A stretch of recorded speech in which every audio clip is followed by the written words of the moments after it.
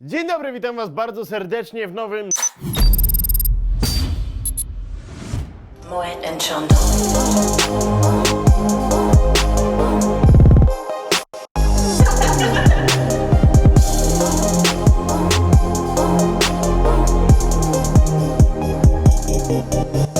Nie wiem, czy to jest kwestia, że ja się robię stary, czy co, ale nigdy mi dotąd tak upał nie przeszkadzał jak w tym roku. Pora deszczowa japońska była taka jakaś niedopowiedziana, mało padało jak na czerwiec. No a teraz tak nakurwia to słońce, że po prostu nie wiadomo co zrobić. Jest 35 stopni codziennie. Jest takie palące 35, to jest inne niż niepalące 35. Jakbym chociaż miał taki kapelusik, to jakoś lepiej, żeby się żyło. Jakbym chociaż miał taką sukienkę, jakbym chociaż miał takie ubranko, chociaż nie, akurat temu typowi to musi być tak w kurwę gorąco. No cóż, anyway, dzisiaj plan jest taki, żeby nagrać Zapytaj Beczkę. Jestem podekscytowany, ale i zawsze stresujący jest powrót do Zapytaj Beczkę, bo to co się dzieje w tym programie nie jest w całości zależne ode mnie i nie jest wykalkulowane, więc cholera wie tak naprawdę co się urodzi. Mam taką swoją teorię, że Zapytaj Beczkę jest w stanie być teraz bardziej popularny niż kiedykolwiek wcześniej, bo tak mi się wydaje, że jakby grupa docelowa jest większa niż wcześniej, z różnych powodów. Ludzie troszkę dorośli, ja troszkę dorosłem, trochę odmłodniałem. Nie wiem do czego z tym zmierzam. Wydaje mi się, że grunt, na który Zapytaj Beczkę trafia, jest teraz lepszy niż parę lat wcześniej. Cóż za piękny fioletowy dźwig! Naprawdę fajny. Pierwszy krok do wymyślenia śmiesznych żartów w Zapytaj Beczkę to zjeść obiad. Sukiya to jest taki fast food.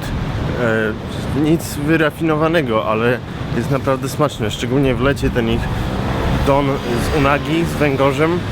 Palce lizać.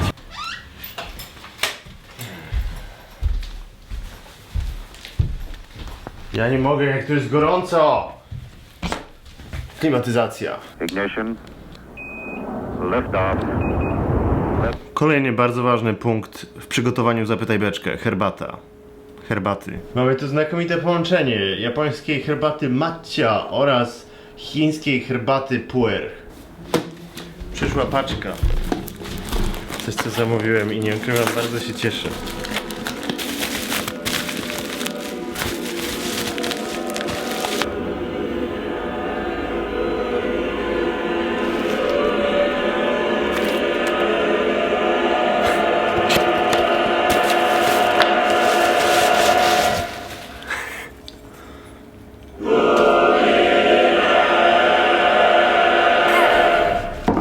Historia tego przedmiotu jest naprawdę niesamowita i jak zobaczyłem, że jest coś takiego, to uznałem, że muszę sobie kupić. Ponieważ japoński oddział Stowarzyszenia Wolnomularzy, masonów, zaczął produkować kawę. To nie jest... Myślicie, że to jest kawa, i kubeczek do kawy, który tak ze sklepu ze śmiesznymi rzeczami, że sobie kupiłem, że o, Illuminati. Tymczasem to jest naprawdę jakby masoni to produkują i można sobie to kupić przez internet w Japonii. Masońską kawę. To jest kawa, którą popija się rozsądzając losy świata. Idealna do nagrywania Zapytaj Beczkę. Zapytaj Beczkę już nie za pieniądze Sorosa, tylko za pieniądze wolnomularzy. W sumie to ja im zapłaciłem za tę kawę i to jeszcze droga była. Oryginalny, ceramiczny kubeczek masonów. O, widzicie? Nawet newsy były o tym, że wolnomularstwo japońskie zaczęło produkować kawę. Mają scyzoryk, można kupić, czy termos. Ciąg dalszy przygotowań do Zapytaj Beczkę. Muzyka. Zawsze przygotowując się do Zapytaj Beczkę słucham Mozarta. Tak naprawdę to nie, nigdy nie słuchałem. Następny krok, obejrzeć kilka ostatnich odcinków, żeby przypomnieć sobie o co w tym w ogóle chodzi. Może to jest prawda, może jesteś złą osobą, musisz zawsze dopuszczać tę możliwość, może tak. Taki, jak oni mnie wkurwiają! Wow, Komentarz odjechał w połowie. Zastanawiasz się tak czasem, tak sobie... Wiecie, czym czasem sobie zapominam? Filozofowie byli szanowani. To jest w sumie całkiem spoko uczucie.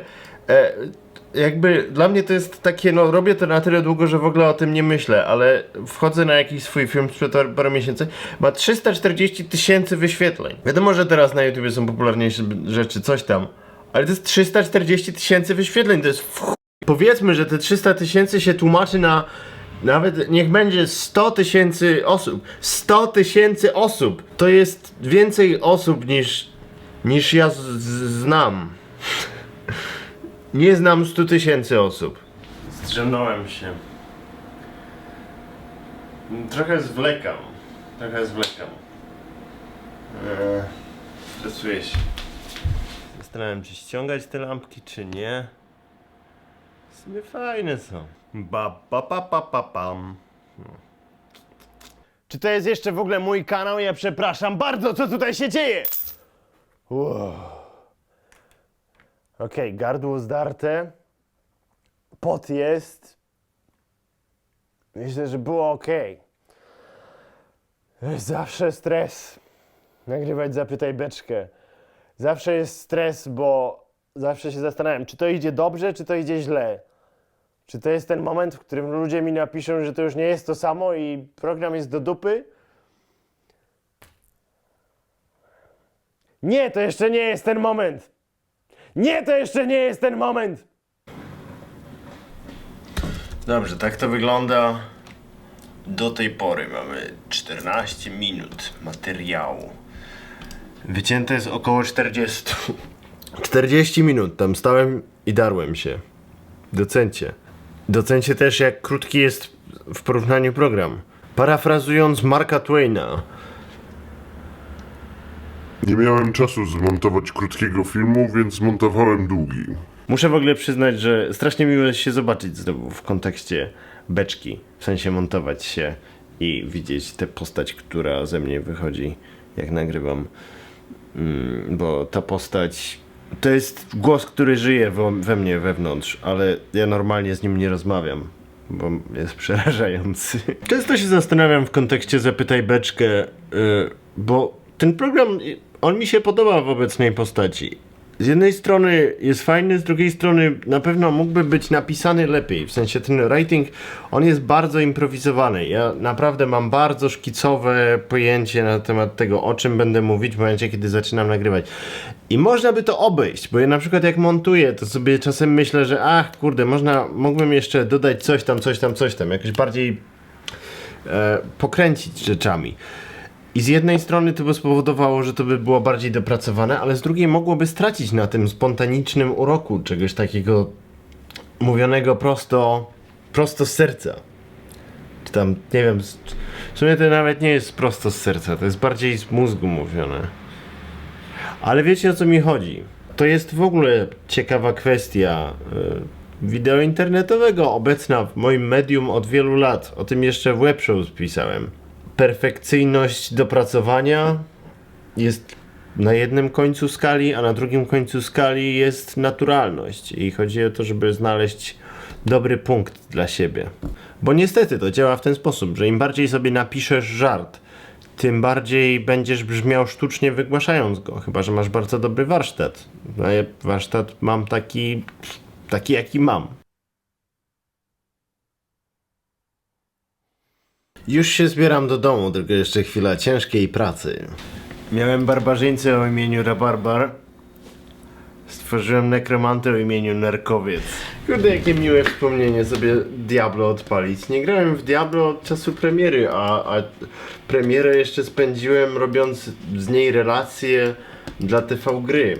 Robiliśmy live streama nocnego z Juenem, przeszliśmy nawet całkiem dużo jak na jedną noc premierową.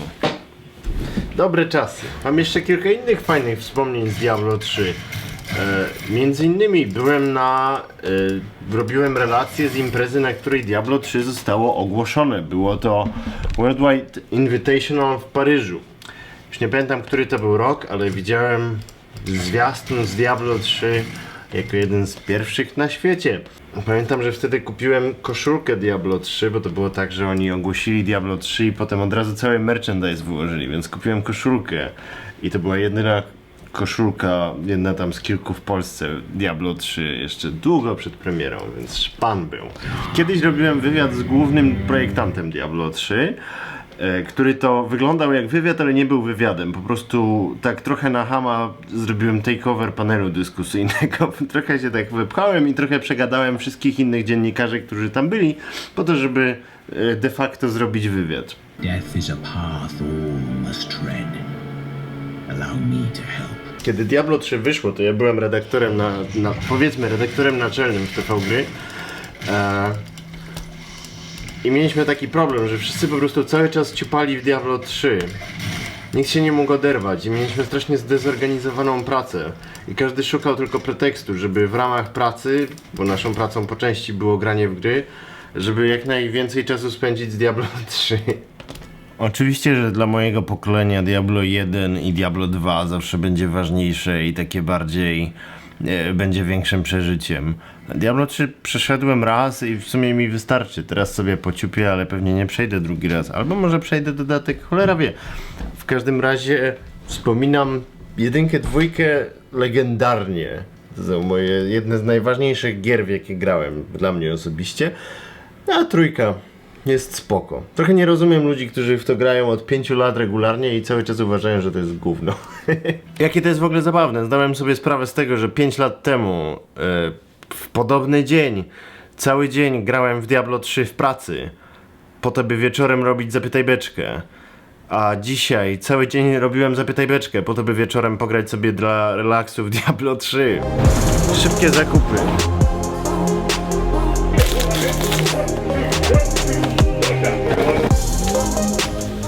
Zaczyna przypominać Dzień Świstaka, ale czas pobiegać. Czas spać, czas spać. Już vloga nadszedł czas. Czas spać, czas spać. Jutro będzie odcinek też. Śpijcie, dzieci. Dobranoc. See Gucci, that's my motherfucking nigga. I hang in the down